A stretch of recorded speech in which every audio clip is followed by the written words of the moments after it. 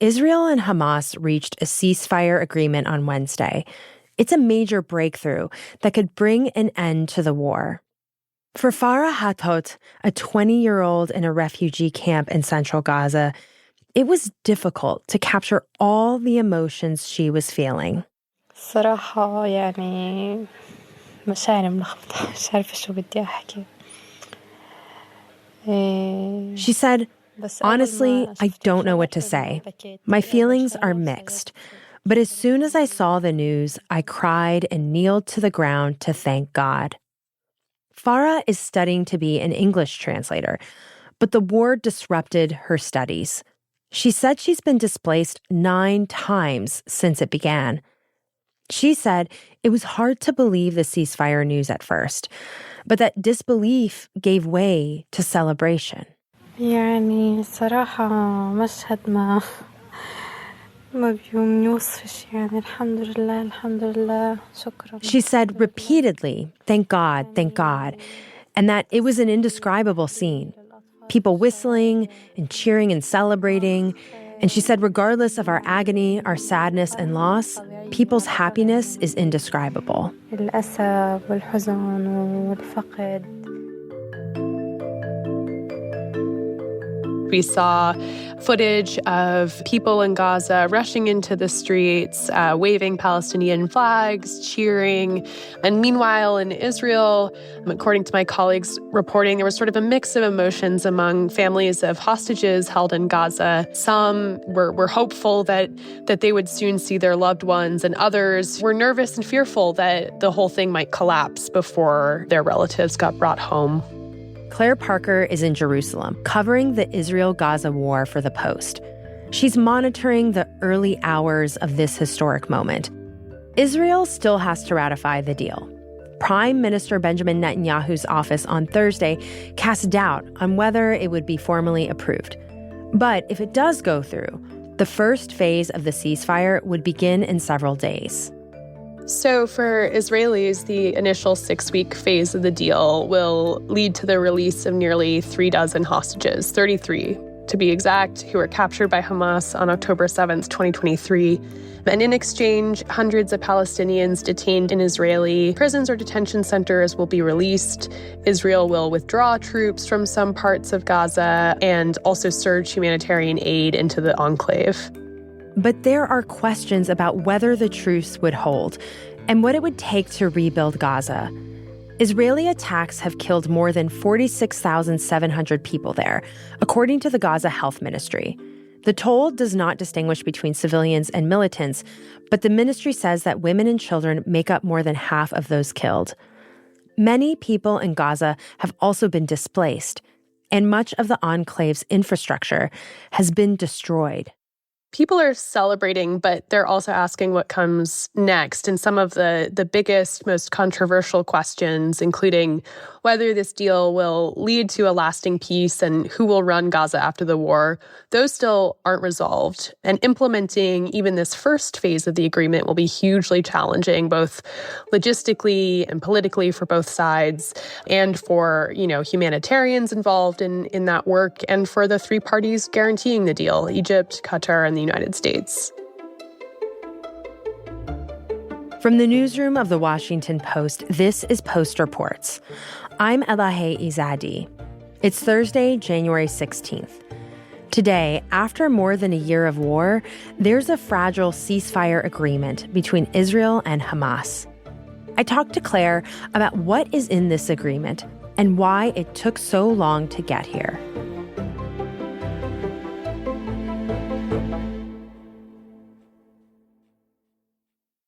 Claire, you and I are sitting down to talk on Thursday morning, and as we said, the news of this ceasefire deal broke on Wednesday. So I'm wondering if you can tell me a little bit more about what exactly is in the ceasefire agreement. On Wednesday evening, Qatari Prime Minister Mohammed bin Abdulrahman Al Thani was the one who gave the formal announcement that an agreement had been reached in Doha. And he said that both the Biden administration and the incoming Trump administration helped secure the ceasefire.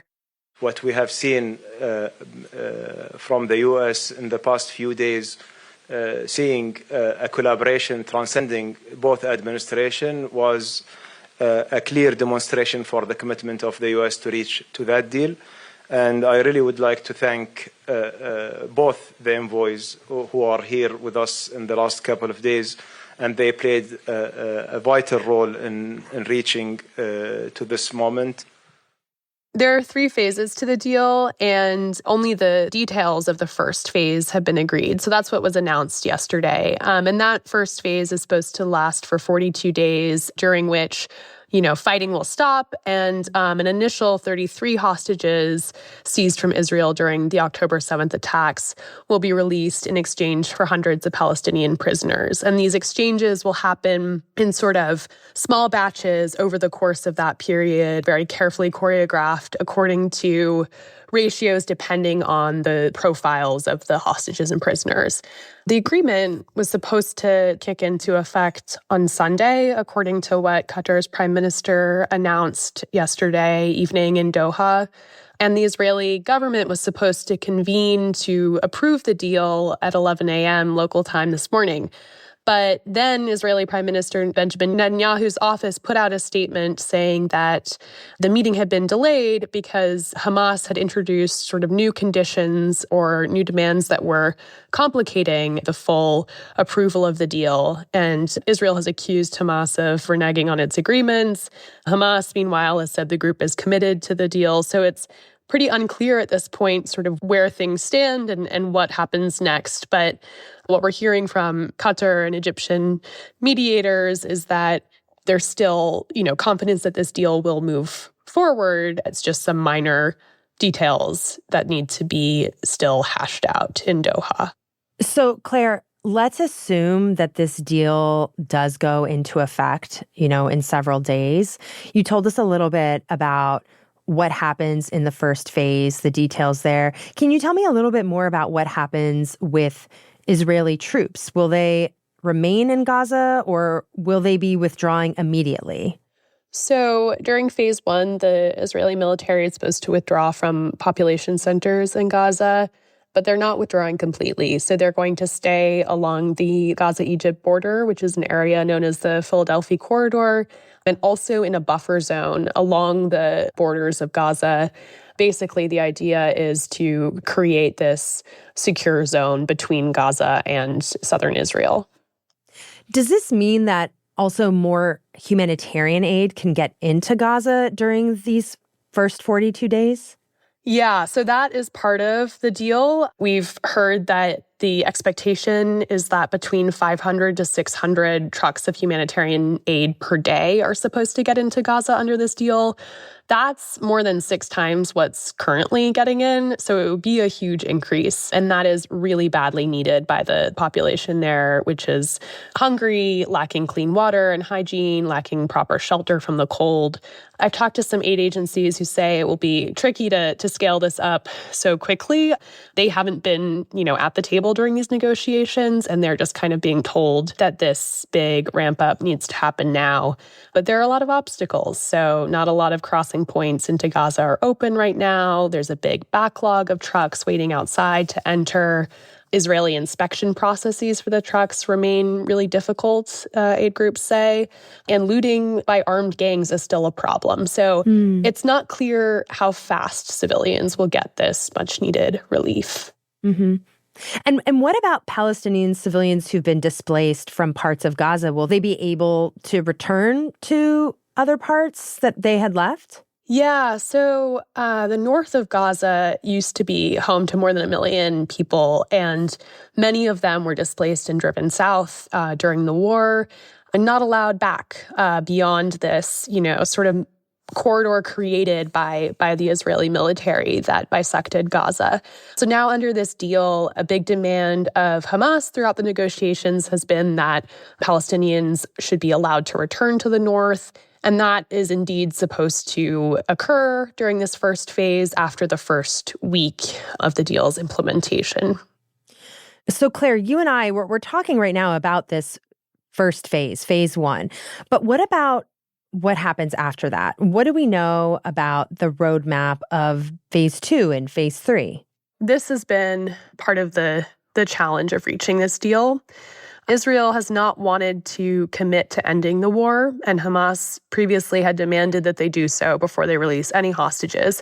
So this deal was achieved finally to kind of split the difference. So it's supposed to lead to a sustainable calm. That's the language that the mediators are using. But Israel doesn't commit at this stage to ending the war. So what they have committed to is to continuing to engage in negotiations, which are supposed to start a couple weeks into this first phase about the next phase of the deal. And in phase 2 of the deal, the framework that has been discussed is that the remaining living hostages would be released, more Palestinian prisoners would be released, and at that point, Israel would withdraw all of its troops from Gaza. But it's still pretty unclear whether we will get to that point because there's intense political pressure in Israel from the right wing not to end the war. And that will be something that Netanyahu will have to contend with as this deal and these talks on the second phase start to get underway. Claire, hearing you talk about the tenuous path forward, I mean, one reaction could be, oh, it doesn't look good. Like there's so many obstacles to getting some kind of lasting secession in this area. But it also leads me to feel like this moment is important because this war has been going on for a very long time. And you've been reporting on this war from the very start. So can you just remind us the toll this war has taken on the people of Gaza and Israel? Like, what are you hearing from people in the region about what this moment, the prospect of a 42-day cessation of fighting and the release of hostages and prisoners, what this moment means to them? Yeah. So, I mean, the toll of the war has been enormous. Israelis are still deeply traumatized by the Hamas attacks on October 7th. Many people from the communities that were targeted on that day along the Israel-Gaza border are still too afraid to return home. And this question of how to bring home the hostages taken to Gaza and how Israel should conduct the war have divided Israelis. So there are huge sort of political rifts in Israeli society. More than 100 hostages were freed during a previous week-long ceasefire in November 2023, and others were rescued and their bodies were retrieved by Israeli military operations.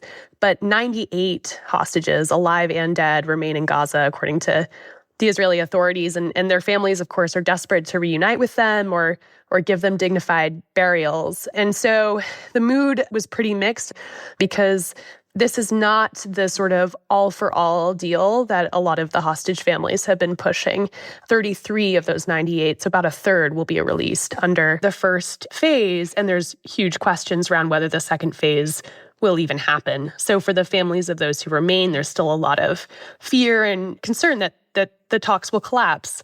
Yeah, and we've heard some of the hostage families speaking out about this in this moment, like the uncle of a hostage, Yarden Bibas, and he spoke to CNN. We have a phrase that we are saying, hope for the best and prepare for the worst. And then, Claire, what about in Gaza, the toll the war has taken there? The war has totally decimated Gaza. Israeli bombs have flattened large swaths of the Strip, destroyed critical infrastructure. More than 90% of Gaza's population have been displaced. So we're talking 1.9 million people. And many families don't have homes to go back to. So, there's almost 47,000 people confirmed to be dead, according to the Gaza Health Ministry, but also thousands more who are believed to be stuck under the rubble. And, the humanitarian situation is dire. Israeli restrictions have severely hampered the entry of aid, and people with this pause in the fighting will have a chance to kind of, for the first time in a while, catch their breath and take stock of all that they've lost. After the break, we'll talk about why it took so long to get to a deal and whether Donald Trump's election changed the calculus. We'll be right back.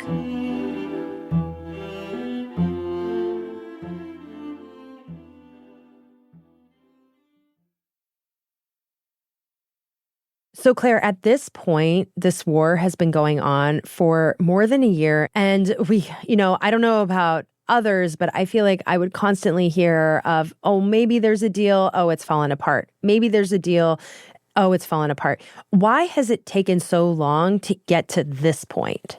Well, yeah, you're absolutely right. It's just been this sort of roller coaster stop and start of negotiations for a really long time. And we've had these moments where it seemed like a breakthrough was imminent and then it all collapsed. But, I think the first kind of really big moment like that was in last May when President Biden presented a 3-phase proposal that's pretty similar to the one announced yesterday, very similar, in fact, and said Israel had agreed to it and Hamas announced it had accepted that framework as well.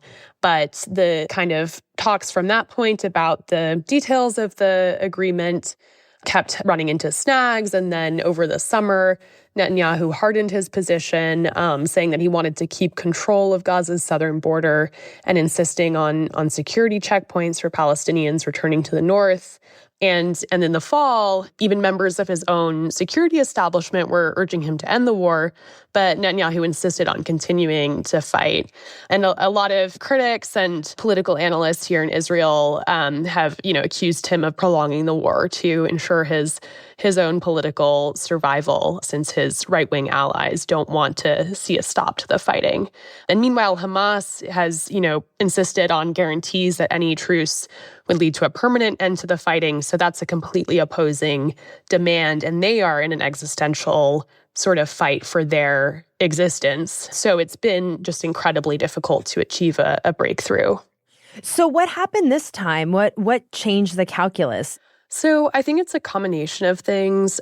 First, the past months have been extremely difficult for Hamas and for other groups that are aligned with Iran or backed by Iran. So, Hamas has suffered significant losses, including the, Israeli assassinations of its top leaders in recent months. And meanwhile, in Lebanon, an Israeli military campaign against Hezbollah, which is allied with Hamas and had been attacking Israel sort of to assist Hamas's effort, that really crippled Hezbollah. And Iran found itself sort of on the back foot in Syria. And we had the fall of the regime of Bashar al-Assad, the longtime dictator who was also propped up by Iran. So across the region, we saw this sort of dominoes fall of kind of all of these actors that were part of what is known as the axis of resistance being severely crippled. And I think Hamas partly realized that they wouldn't have so much help from these external actors to sustain their fight. I see. So they're weakened, essentially. That's one big thing that's changed. What about on the Israeli side of things?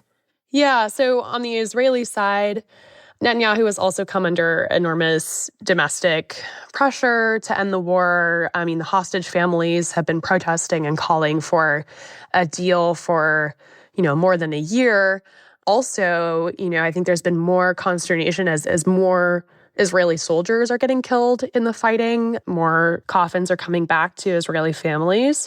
And as it's increasingly evident that it's unclear what Israel's military strategy is in Gaza. They're going back to areas that they say they'd previously cleared of Hamas militants and having to fight regrouped elements of Hamas there.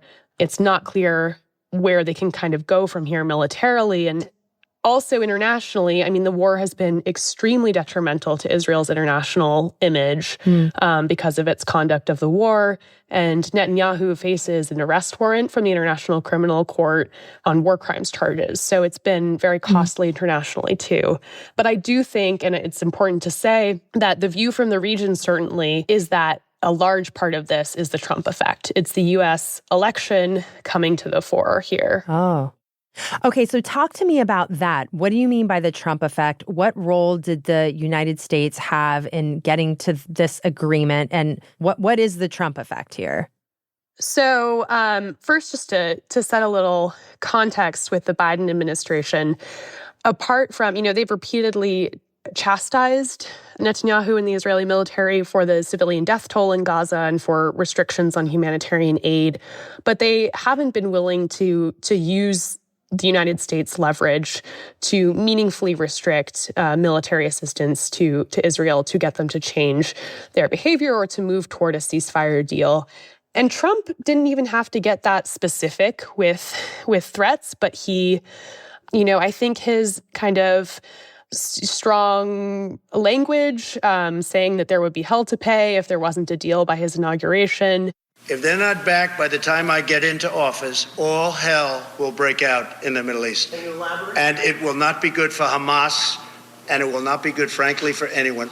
His kind of reputation for insisting that things are done on his terms and done quickly, and his disregard for kind of conventional diplomatic relationships or deference. I think a combination of all of those things made all parties in this conflict, as well as the mediators, pretty afraid of him and willing to push hard for compromises to close the gaps. So, Claire, we've been talking about whether this agreement will go into place, but again, let's say it goes into effect. Donald Trump will be president during the first phase of this.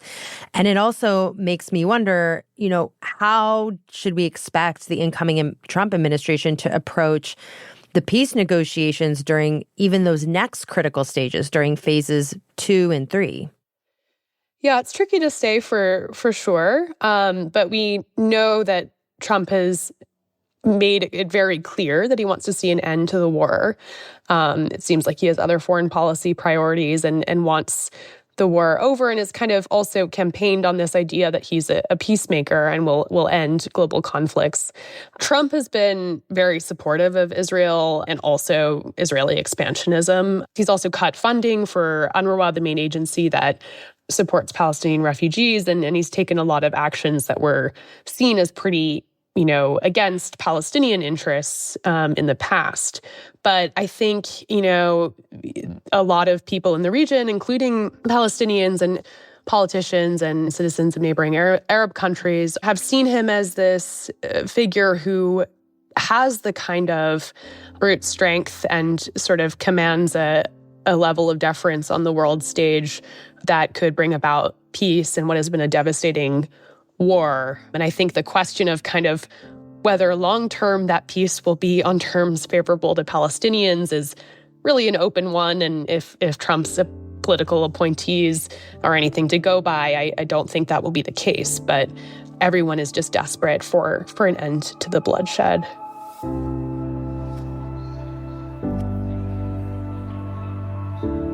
Claire, thanks so much for making time to join me. I really appreciate it. Thanks for having me. Claire Parker covers the Middle East for The Post.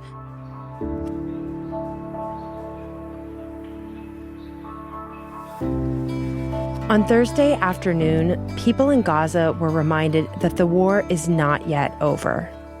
Israeli strikes killed at least 77 people on the Gaza Strip since the deal was announced, according to Gaza's civil defense spokesman. At least 25 women and 21 children were reported to be among the dead. That's it for Post Reports. Thanks for listening.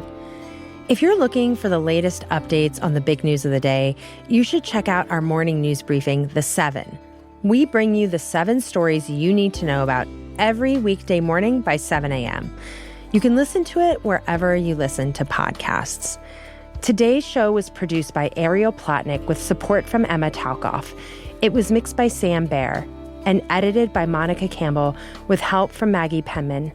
Thanks to Heba Farouk Mahfouz, Hazem Belusha, Miriam Berger, Aaron Cunningham, and Alan Cypress. I'm Elahe Izadi. We'll be back tomorrow with more stories from The Washington Post.